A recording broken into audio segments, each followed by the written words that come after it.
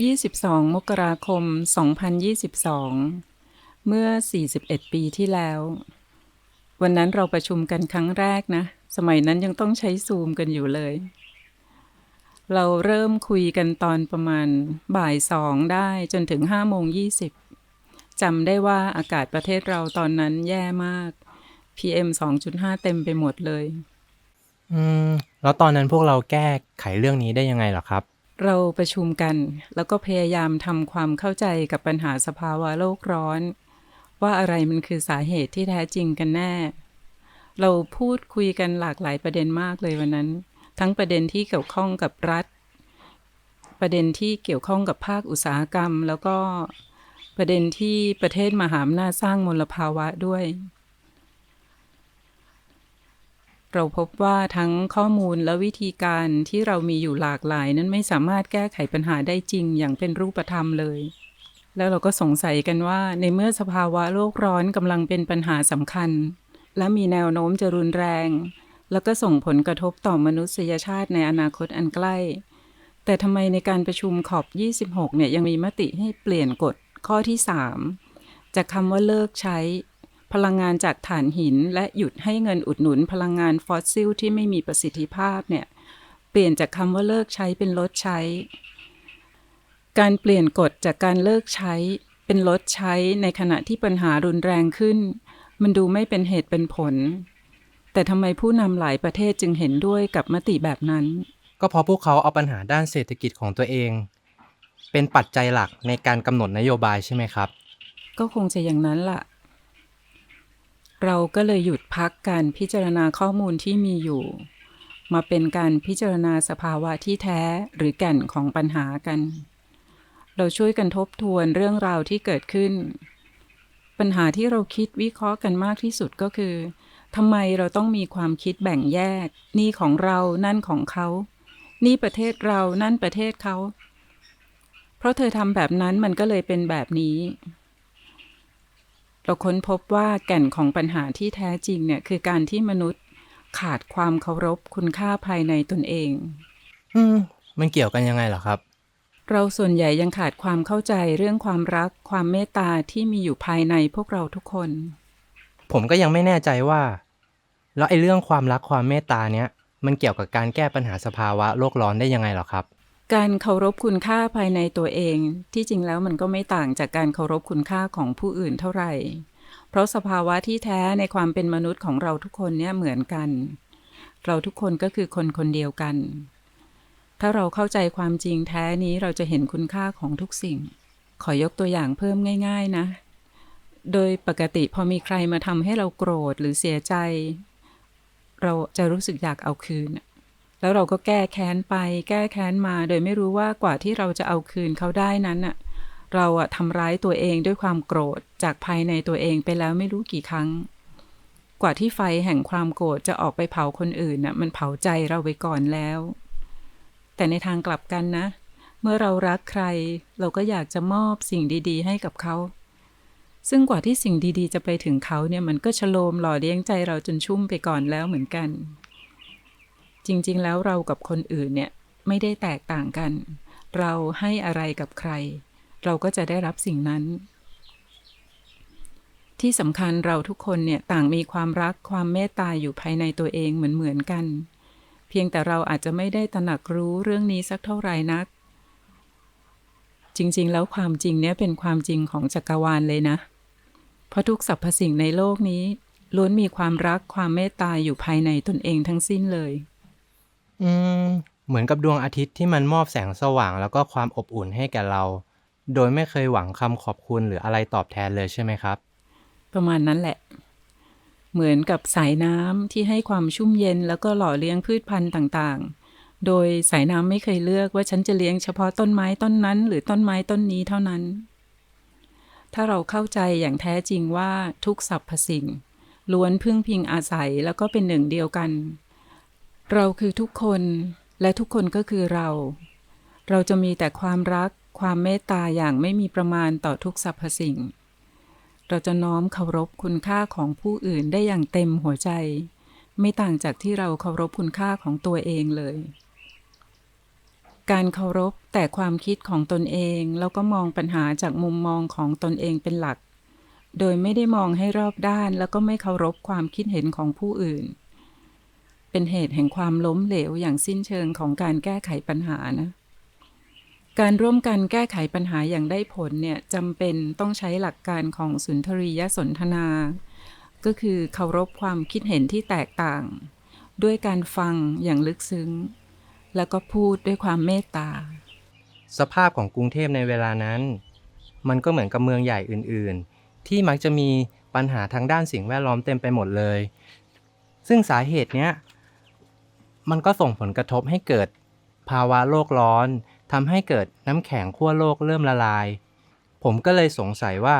ถ้าน้ำมันจะท่วมกรุงเทพจริงๆเนี่ยทำไมเขาถึงยังเร่งสร้างคอนโดแล้วก็ยังขายดิบขายดีหรือแม้แต่รัฐบาลทำไมก็ไม่เห็นจะมีการวางแผนที่จะแก้ไขปัญหาเรื่องนี้ทั้งระยะสั้นหรือยาวให้เป็นรูปธรรมเหมือนกับอย่างประเทศอินโดนีเซียที่เขามีการย้ายเมืองหลวงแต่กลับกันของเราเนี่ยยิ่งกลับพัฒนาขึ้นไปอีกส่วนเรื่องขยะเนี่ยรัฐก็รณรงค์บอกให้ประชาชนมาแยกขยะแต่พอรถเก็บขยะมาเก็บก็กลับเอาไปรวมกันทำให้การแก้ปัญหาง่ายๆเนี่ยกลับกลายเป็นเรื่องยากเพราะว่ามันไม่ถูกใส่ใจมากพอจากภาครัฐในการแก้ไขปัญหาอีกประเด็นที่สำคัญเลยก็คือการขาดความรับผิดชอบของกลุ่มทุนและกลุ่มผู้มีอิทธิพลที่เขาไม่เคยสนใจว่าตัวเองเป็นต้นเหตุของการเกิดสภาวะโลกร้อนที่จริงแล้วคนที่เป็นกลุ่มทุนหรือกลุ่มผู้มีอิทธิพลต่อการค้าโลกนั้นพวกเขาก็คือประชาชนเหมือนพวกเราสิ่งที่เขาทำหากมันคุกคามต่อโลกเขาก็จะได้รับผลกระทบเช่นเดียวกับที่ทุกๆคนบนโลกได้รับการแก้ไขปัญหาที่ยั่งยืนก็คือการสร้างความตระหนักรู้ในเรื่องนี้ให้กว้างขวางแก่ผู้คนทุกกลุ่มเลยเพื่อที่เขาจะได้เห็นคุณค่าของความเป็นมนุษย์ที่มีอยู่ในพวกเราทุกคนช้างน้อยถ้าเราตระหนักรู้และเข้าใจว่าเราทุกคนต่างมีส่วนร่วมต่อการสร้างปัญหาสิ่งแวดล้อมและมลภาวะบนโลกใบนี้และเราทุกคนเช่นกันที่สามารถร่วมกันแก้ไขปัญหานี้ได้เพียงเราตระหนักรู้ว่าโลกใบนี้คือบ้านของเราทุกคนใครคนใดคนหนึ่งทิ้งขยะโดยไม่รับผิดชอบขยะนั้นก็จะส่งผลกระทบถึงพวกเราทุกคนรวมทั้งคนที่ทิ้งขยะด้วยเมื่อปี 2023 เราคิดว่าโรคระบาดโควิด -19 จะหมดไปแต่มันกลับกลายพันธุ์หนักขึ้นหลังจากนั้นไม่นานสงครามโลกก็เกิดประชากรโลกลดจำนวนลงไปเกือบครึ่งมิหนำซ้ำยังเกิดโรคระบาดในสัตว์ปีกรวมทั้งแกะหมูควายขึ้นมาอีกการขาดแคลนอาหารทำให้ประชาชน 90% ของโลกหันมาเป็นมังสวิรัติกันหมดแต่จะว่าไปแล้วการรณรงค์ที่สำเร็จก็ไม่ได้เกิดขึ้นจากพวกเราทั้งหมดหรอกนะแต่เป็นเพราะธรรมชาติลงโทษด้วยมนุษย์ต้องเปลี่ยนแปลงพฤติกรรมเพื่อความอยู่รอดตอนแรกผมนึกว่าสาเหตุสำคัญที่เกิดการเปลี่ยนแปลงเนี้ยเกิดจากการที่มนุษย์เรามีความเคารพคุณค่าภายในตัวเองมากขึ้นซะอีกเพราะวันนี้มนุษยชาติทุกคนนั่งสมาธิกันเป็นกิจวัตรประจำวันโลกเนี้ยก็เลยเต็มไปด้วยความรักความเมตตาก็เหมือนกับที่เราแปรงฟันหลังอาหารเช้าก่อนนอนทั้งที่เมื่อก่อนเราก็ไม่ได้แปรงแต่พอเรารู้ว่าการแปรงฟันมันทำให้สุขภาพปากและร่างกายดีขึ้นพวกเราก็เลยทำตามมันก็เหมือนกับในปัจจุบันที่นักวิทยาศาสตร์ได้ค้นพบว่าการนั่งสมาธิ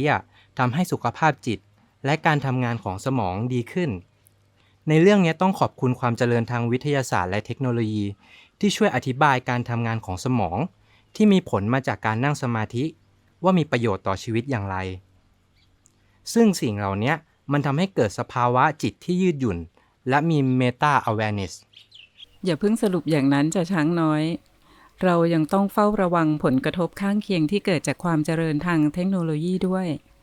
ถึงแม้ว่าปัจจุบันเราจะมีความเจริญในหลายๆด้านรวมไปถึงเสรีภาพทางการเงินเรามีเงินสกุลดิจิทัลของตัวเองแล้วแต่การกำหนดคุณค่าและมูลค่าอัตราแลกเปลี่ยนตาม Meta Awareness ยังไม่สมบูรณ์มากนักเรายังต้องพัฒนาการศึกษาเรื่องนี้อีกนิดหน่อยเพื่อให้สมบูรณ์ 100% ประวัติศาสตร์การเงินตั้งแต่ก้อนหินเปลือกหอยทองคำธนบัตรจนถึงบิตคอยน์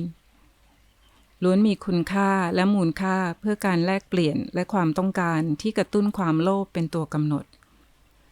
แต่ Meta Awareness Coin มีคุณค่าและมีมูลค่าเพื่อการให้และความไม่ต้องการโดยอาศัยความเมตตาเป็นตัวกำหนดเพราะเหตุนี้ธรรมชาติจึงสมดุล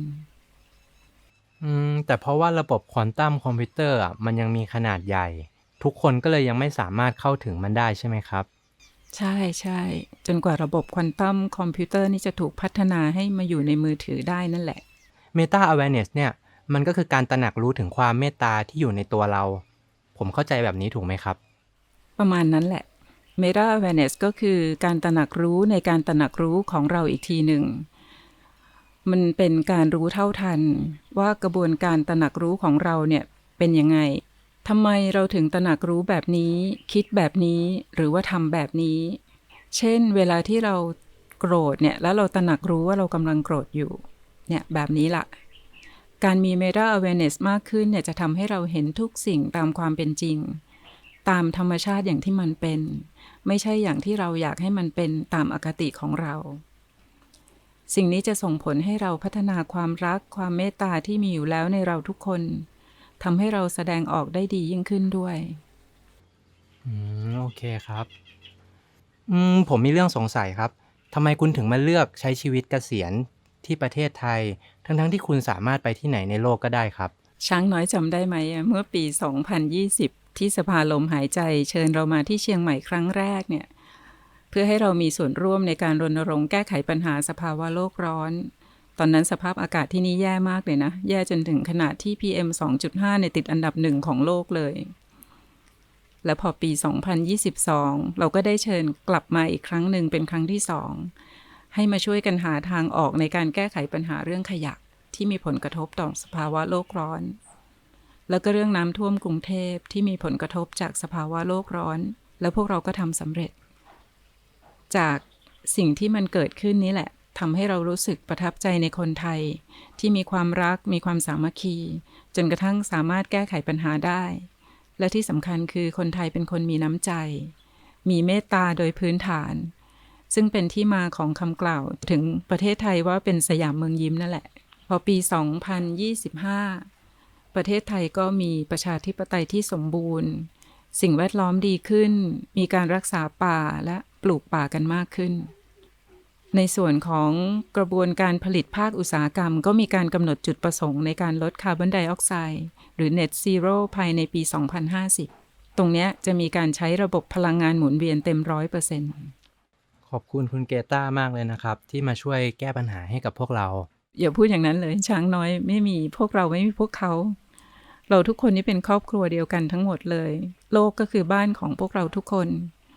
นี่คือหัวใจหลักที่เป็นจุดเริ่มต้นของการแก้ไขปัญหาสภาวะโลกร้อน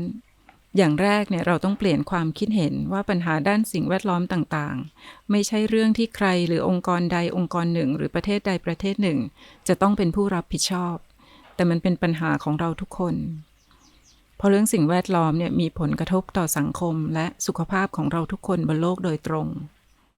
เข้าใจแล้วครับสุดท้ายการแก้ไขปัญหาต่างๆเหล่านี้มันก็เหมือนมันจะต้องมี2ส่วนก็คือส่วนหนึ่งก็คือเริ่มจากที่ตัวเราก่อนเพราะว่าตัวเราเนี้ยเป็นจุดเริ่มต้นของทุกปัญหาแต่ว่าขณะเดียวกันอีกฝั่งหนึ่งเนี้ยในเรื่องของเชิงโครงสร้างเชิงนโยบายเนี้ยอันเนี้ยก็ต้องการความช่วยเหลือจากรัฐบาลจากผู้นำที่มีวิสัยทัศน์ที่มี Meta Awareness เพราะว่าถ้าเกิดผู้นำมีวิสัยทัศน์แล้วเนี่ยเขาก็จะออกแบบนโยบายที่เอื้อให้ประชาชนมีคุณภาพชีวิตแล้วก็รวมถึงมีสิ่งแวดล้อมที่ดีด้วยเหมือนการแยกขยะของประชาชนต่อให้ทุกคนน่ะช่วยกันแยกขยะเรียบร้อยจากที่บ้านแต่พอไม่มีนโยบายของรัฐเนี่ยลดขยะมาเขาก็เก็บรวมกลายเป็นว่าการแยกขยะนั้นน่ะก็ไม่มีประโยชน์เศษอาหารกับขยะอย่างอื่นก็มารวมกันกลายเป็นของเน่าเสียแล้วก็กำจัดยากขึ้นอย่างนี้ใช่ไหมครับใช่ใช่นั่นเป็นเพียงสาเหตุหนึ่งของปัญหาเรื่องขยะนะแต่ปัญหาต่างๆเนี่ยยังมีอีกเยอะเลย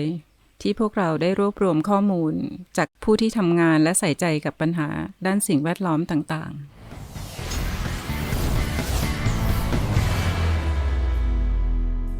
โลกเราชิบหายถึงไหนแล้วเริ่มต้นก่อนพยายามเหตุผลคร่าวๆว่าทำไมโลกถึงได้แย่ลงทุกวันนะครับตอบคร่าวๆก็คือคนเกิดเยอะขึ้น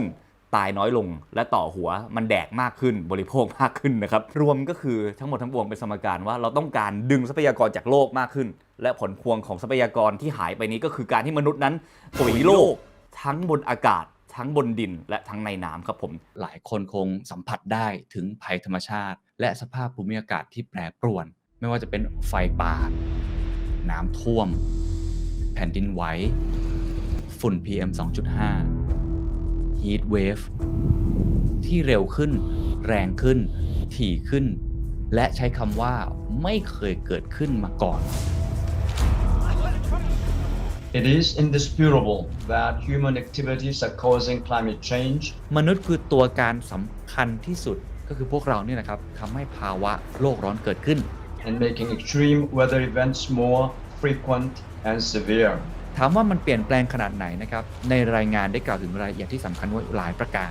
Second, it shows that climate change is affecting every region on our planet. ทั้งหมดนี้อิทธิพลจากมนุษย์ทั้งหมดเลยครับเพราะว่ามนุษย์เองเนี่ยนะฮะเป็นตัวการของการปล่อยก๊าซเรือนกระจก And lastly, it explains that strong, rapid, sustained reductions in carbon dioxide และตัวที่โดดเด่นที่สุดของก๊าซเรือนกระจกทั้งหมดที่มีหลายประเภทก็คือ CO2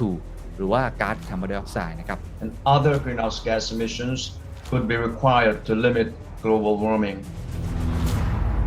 สำหรับ The Secret Sauce นะครับที่มันเกี่ยวข้องกับรายการของเราเพราะคนที่มีส่วนที่สุดคือภาคธุรกิจและภาครัฐครับสองภาคนี้จะต้องเป็นตัวขับเคลื่อนสำคัญนะครับเป็นแรงผลักดันไม่ได้หมายความว่าตัวบุคคลไม่สำคัญนะครับสำคัญไม่แพ้กันครับแต่ว่าการเรียงลำดับความสำคัญหรือว่าการที่เราต้องเน้นย้ำในเชิงนโยบายเนี่ยต้องบอกว่าเขาเป็นส่วนสำคัญอย่างยิ่งที่สร้างก๊าซคาร์บอนไดออกไซด์หรือว่าสร้างก๊าซเรือนกระจกให้เกิดขึ้นกับโลกของเราโลกร้อนสัญญาณเตือนภัยสีแดงหายนะของมวลมนุษยชาตินี่คือสัญญาณเตือนภัยที่สำคัญอย่างยิ่งนะครับที่พวกเราจะต้องลุกขึ้นมาช่วยกันไม่ใช่ลุกขึ้นมาช่วยกันในมุมของตัวบุคคลอย่างเดียวแต่ผู้นำองค์กรทุกคนจะต้องคอนเซิร์นแล้วก็มีเวกอัพคอลตื่นรู้ถึงเรื่องนี้นะครับเพราะโลกร้อนบอกเราแล้วครับว่าตอนนี้สายเกินไปแล้วไม่มีจุดที่เราจะหันหลังกลับได้อีกแล้วสิ่งที่เราทำได้คือเริ่มต้นทำอย่างจริงจังตั้งแต่วันนี้มนุษย์เราเนี่ยเราเองเราตั้งคำถามอยู่นี้บ่อยๆว่าเรามีประโยชน์อะไรในระบบนิเวศนี้เราทำหน้าที่หรือมีฟังก์ชันอะไรหรือว่าเรามาอยู่ตรงนี้เพื่อที่จะเทคอย่างเดียววันๆเราก็คือใช้ทรัพยากรไปเรื่อยๆแต่เราไม่รู้ว่าเราให้อะไรกลับคืนกับโลกใบนี้จริงๆผมคิดว่าหนึ่งคือเราชะล่าใจคือเราคิดว่ายังไงเราก็สามารถผ่านพ้นไปได้นะครับโดยที่เราแทบจะไม่ได้ทำอะไรเลยหรือต่างคนต่างทำไม่ได้มาสังเคราะห์วิเคราะห์ปัญหาร่วมกันแล้วก็ดูว่าอะไรที่เป็นเรื่องที่ทั้งสังคมเนี่ยจะต้องทำร่วมกันแล้วหลายอย่างผมคิดว่ามันเป็นเรื่องของการที่มองว่ามันเป็นเรื่องไกลตัวใช่ไหมครับเป็นเรื่องที่มันยังมาไม่ถึงเป็นเรื่องที่ไม่ได้เกี่ยวข้องกับการทำมาหากินของเราแต่ตอนนี้มันไม่ใช่แล้วเพราะฉะนั้นเนี่ยมันมาถึงประตูหน้าบ้านเราแล้วนะบางทีมันก็อยู่ในบ้านเราแล้วล่ะนะฮะในเรื่องของผลกระทบจากอุทกภัยหรือแม้กระทั่งเรื่องคลื่นความร้อนอะไรแล้วแต่ที่มันเป็นส่วนหนึ่งของวิถีชีวิตเราเพราะฉะนั้นเรายังมีเวลาเรายังต้องมีความหวังนะฮะผมคิดว่าความหวังเป็นความหวังเนี่ยเป็นทรัพยากรที่สำคัญที่สุดในการที่จะหลอมรวมจิตใจที่ตื่นรู้ของคนทุกคนเนี่ยเพื่อที่จะมาแก้ปัญหา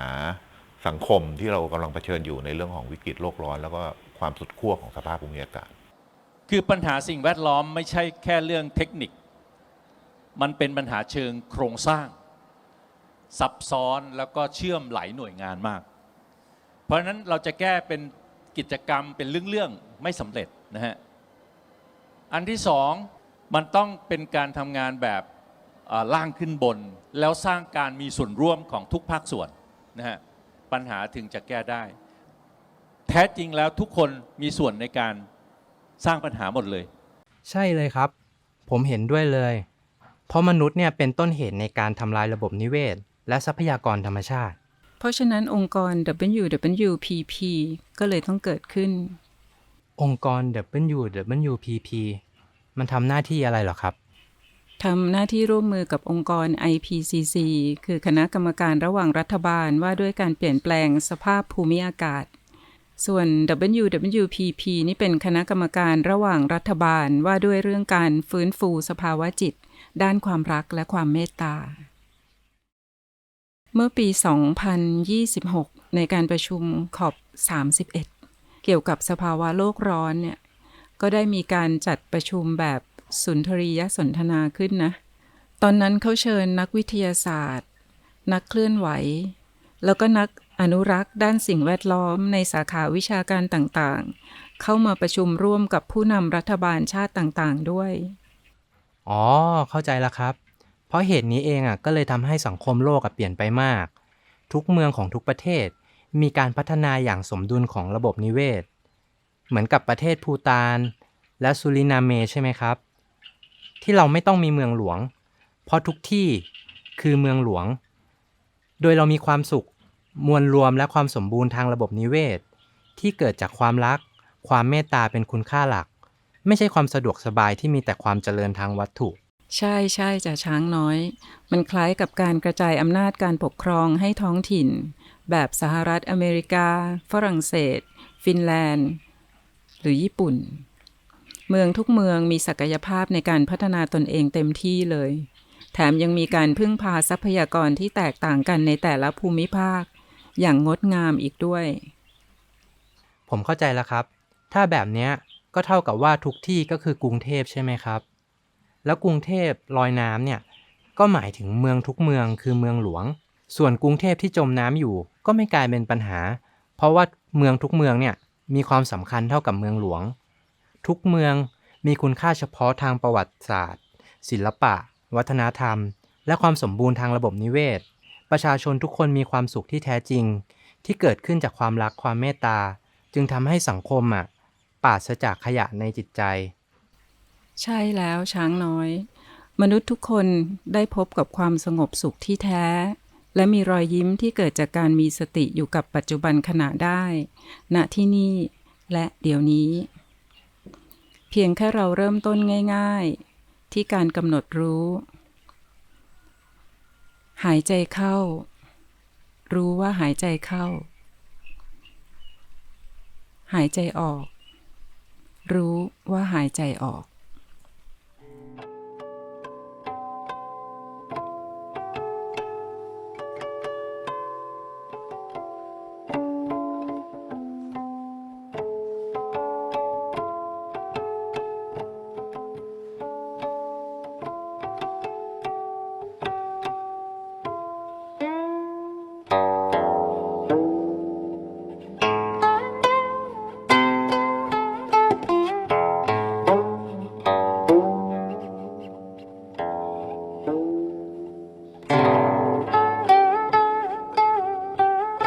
โลกคือบ้านของเรา เราทุกคนคือเกรตา